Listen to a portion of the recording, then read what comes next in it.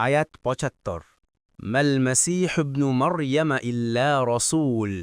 قد خلت من قبله الرسل وأمه صديقة كانا يأكلان الطعام انظر كيف نبين لهم الآيات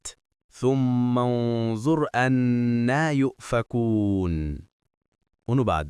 মরিয়ম তনয় মসিহ শুধু একজন রাসূল তার আগে বহু রাসূল গত হয়েছেন এবং তার মা অত্যন্ত সত্যনিষ্ঠা ছিলেন তারা দুজনেই খাওয়া দাওয়া করতেন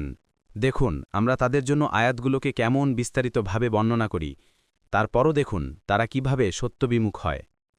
১ নং ফুটনোটের বিবরণ অর্থাৎ অন্যান্য নবী যেমন দুনিয়াতে আগমন করার পর কিছুদিন অবস্থান করে চলে গেছেন কাজেই তিনি উপাস্য হতে পারেন না তিনি অন্যান্য নবী রাসূলদের মতোই একজন মানুষ একজন রাসূলের বেশি তো তিনি কিছু নন তবে আল্লাহ তাকে বনি ইসরায়েলদের জন্য নিদর্শন বানিয়েছেন আল্লাহ বলেন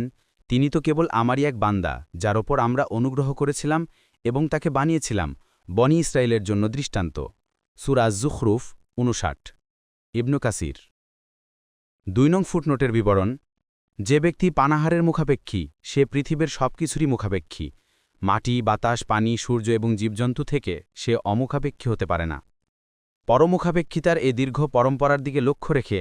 আমরা মসিহ ও মরিয়ামের উপাস্যতা খণ্ডনকল্পে যুক্তির আকারে এরূপ বলতে পারি মসিহ ও মরিয়াম পানাহারের প্রয়োজনীয় আসবাবপত্র থেকে মুক্ত ছিলেন না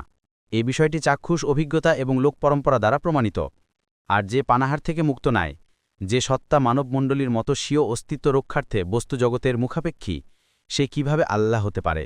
এ শক্তিশালী ও স্পষ্ট যুক্তিটি জ্ঞানী ও মুখ সবই সমভাবে বুঝতে পারে অর্থাৎ পানাহার করা উপাস্য হওয়ার প্রতিবন্ধী বা গুবি ইবনু কাসির সাআদি আইসারুত্তাফাসির